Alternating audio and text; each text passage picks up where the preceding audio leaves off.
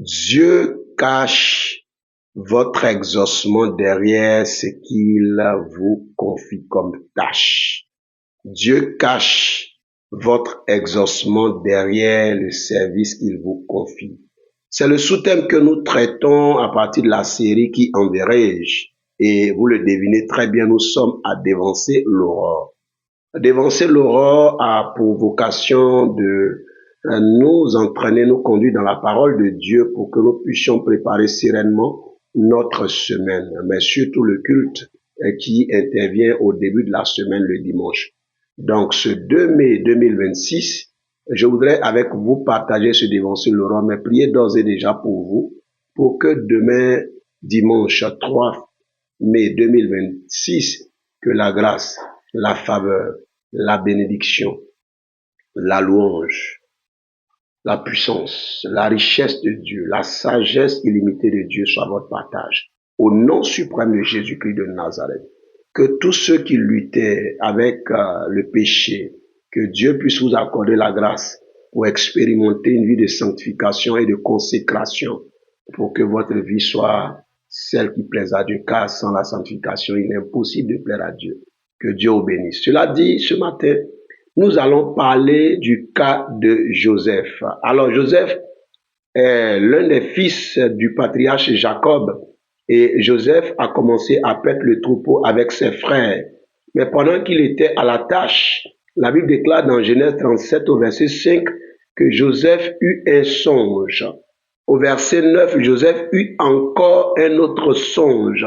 Joseph donc a eu des rêves prophétiques qui déterminaient ce qui allait arriver dans son avenir. Et vous savez, ce que nous voyons dans un premier temps, ce que Dieu nous donne de projeter, ce que Dieu nous donne de voir, par moment, au moment où nous le vivons, au moment où nous le voyons, nous ne le vivons pas. Nous ne reflétons même pas cette image-là de grandeur, d'élévation, de personnes ayant un grand nom. Mais ne vous inquiétez pas. Ce que Dieu a dit, il va l'accomplir. Et soyez-en certains. Parce que Dieu n'est pas un homme pour mentir, ni un fils d'homme pour se repentir de ses promesses et de ce qu'il vous a dit.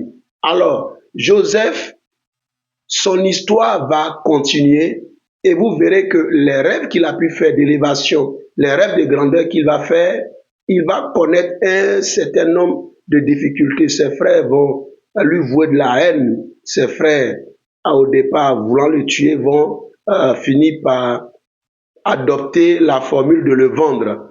Donc, il va être vendu et il va aller chez Potiphar.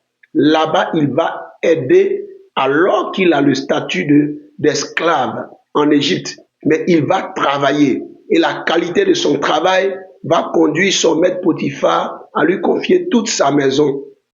Mais même là où vous travaillez, avec tout votre cœur, avec toute la loyauté, ce lieu-là, forcément, il aura de l'adversité, de l'hostilité. Et c'est comme ça que la femme de son maître, la femme de Potiphar, qui avait des visées sur Joseph et qui voulait Joseph comme amant, Joseph va refuser son offre et elle va accuser Potiphar à tort. Chers frères et chères sœurs, dans votre parcours, vous serez accusés à tort. Dans votre parcours, des gens que vous aimez vont vous accuser à tort. Des gens pour qui vous avez un grand respect, une grande considération, vont vous briser le cœur, vont vous décevoir en vous accusant à tort. Mais ce n'est pas grave. Ils ne sont que des acteurs qui vous maintiennent sur la voie, la trajectoire de votre destinée. C'est pourquoi Joseph, Dieu va permettre qu'il se retrouve dans un lieu. Mais c'est vrai, ceux qui sont à l'initiative, ce sont les hommes.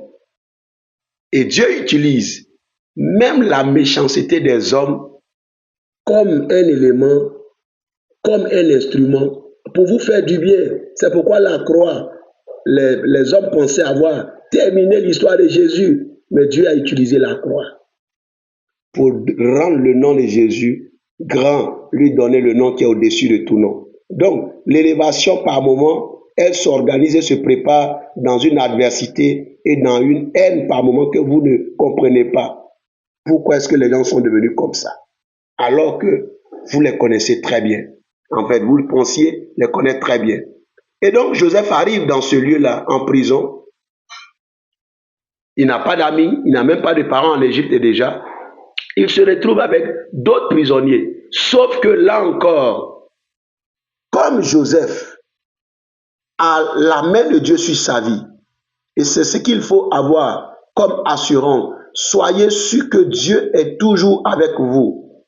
Toujours avec vous. Si Dieu est avec vous, même si les hommes vous lâchent, c'est sûr que vous allez vous en sortir, c'est sûr que vous allez réussir.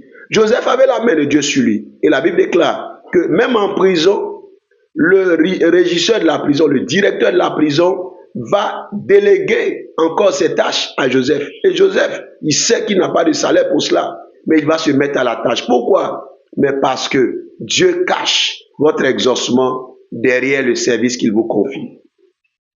Joseph va œuvrer. Et Joseph va commencer à communiquer avec ceux avec qui il était dans la prison. Donc, voici un prisonnier qui devient le DRH de ses amis prisonniers. Et en tant que responsable des ressources humaines là-bas, parce qu'il s'intéresse aux gens, parce qu'il les écoute, parce qu'il les reçoit, parce qu'il a le souci de leur quotidien, de leur état d'esprit, il va leur demander. Mais je vous trouve triste aujourd'hui. Et il s'adresse particulièrement aux panetiers et à les chansons de Pharaon. Le panetier, c'est le boulanger de Pharaon, et les chansons, c'est le serveur de vin de Pharaon. Alors les deux se mettent devant lui et lui disent, voilà ce qu'on a eu comme rêve, comme songe. Donc Joseph avait eu deux rêves, mais ces rêves-là ne s'étaient pas encore réalisés. Joseph va dire, d'accord, dites-moi ce que vous avez vu. Joseph va commencer à s'intéresser à leurs songes. Joseph va leur donner l'explication de leurs songes. Et je vais dire à quelqu'un, s'il te plaît, ne t'éloigne pas du rêve de quelqu'un. Mais c'est parce qu'en interprétant le rêve de quelqu'un que le tien se réalise. Ton propre rêve se réalise. C'est en aidant à la réalisation du rêve de quelqu'un d'autre que ton propre rêve se réalise. Parce que derrière ton service, Dieu cache ton exaucement. Joseph va donc interpréter leur rêve, ils vont garder un bon souvenir. C'est vrai que l'issue de l'explication a conduit le panetier à être exécuté et les chansons à survivre à sa condamnation. Les chansons vont être donc restaurées, vont être donc rétablies. Je prie que la restauration et le rétablissement interviennent dans votre vie au nom suprême de Jésus-Christ de Nazareth. Lorsqu'il va être restauré, il va oublier Joseph. Et c'est pourquoi je vous dis, ne vous en faites pas si les hommes vous oublient. Vérifiez si Dieu vous tient toujours en estime, si Dieu a le souvenir de votre vie, si Dieu se souvient de vous. Je vous assure, si Dieu vous a à l'esprit, vous ne serez jamais un échec. Les hommes peuvent vous oublier, mais Dieu utilisera d'autres hommes pour se souvenir de vous. Alléluia. Parce que Dieu, il renouvelle les carnets d'adresse. Il en a en stock là-bas. Vous aurez toujours de nouvelles personnes mises en mission pour faire route avec vous, pour vous aider. Joseph va donc retrouver des personnes nouvelles qu'il rencontre là.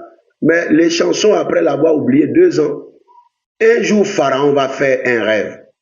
Et le rêve de Pharaon va être un rêve difficile à interpréter par ses sorciers, par ses féticheurs, par ses mystiques, par ses occultistes. Et les chansons vont dire, il faut que je t'avoue que lorsque j'étais en prison, pendant mon séjour carcéral, j'ai fait la rencontre de quelqu'un qui a un don. Joseph n'avait pas un CV avec la formation dans les universités égyptiennes. Joseph avait un don de Dieu. Et je prie que le don de Dieu dans ta vie parle en ta faveur et t'ouvre les portes que ton CV ne peut pas t'ouvrir au nom suprême de Jésus-Christ de Nazareth. Joseph va donc chez Pharaon. Pharaon rappelle le songe et Joseph interprète le songe de Pharaon. Joseph reçoit également une parole de sagesse pour dire comment est-ce que l'Égypte peut s'en sortir, et séance tenante, Pharaon va désavouer tout son système universitaire et académique. Il va dire, je n'ai jamais vu dans toutes les experts, toutes les expertises, toute la science de l'Égypte, quelqu'un avoir une telle capacité. Alors, je ne prendrai personne d'autre. C'est toi, Joseph, qui sera le premier ministre. Après moi, ce sera toi. En une journée, l'histoire de Joseph change. D'habit de prisonnier, on lui porte un habit de palais. Ce sera ton cas. ton changement sera vertigineux. Cela va étonner les gens. Tu seras choqué et tu danseras sans musique. Mais je voudrais te dire, sois à la tâche. Fais ce qu'on te confie et fais-le très bien. Honore les gens auprès de qui tu travailles. Dans ton entreprise, sois le meilleur à ton poste. Donne à ton chef de service d'être le plus heureux de t'avoir connu comme ouvrier, comme collaborateur. Donne ton meilleur. Pourquoi? Mais parce que derrière la tâche qu'il t'ait confiée, Dieu cache ton exaucement. Joseph va donc devenir premier ministre, alors qu'il était destiné à être un esclave pour ses frères. Chers frères et chères sœurs, demain est dimanche. Se dévancer l'aurore avait pour vocation de vous rappeler que derrière le service qui vous est confié se cache votre exaucement. C'en est fini, mais demain est un jour de culte. Ce dimanche 3 mai, s'il vous plaît, retrouvez une assemblée vivante. Allez au culte. Engagez-vous pour Jésus. Pourquoi? Mais parce qu'il y a une urgence.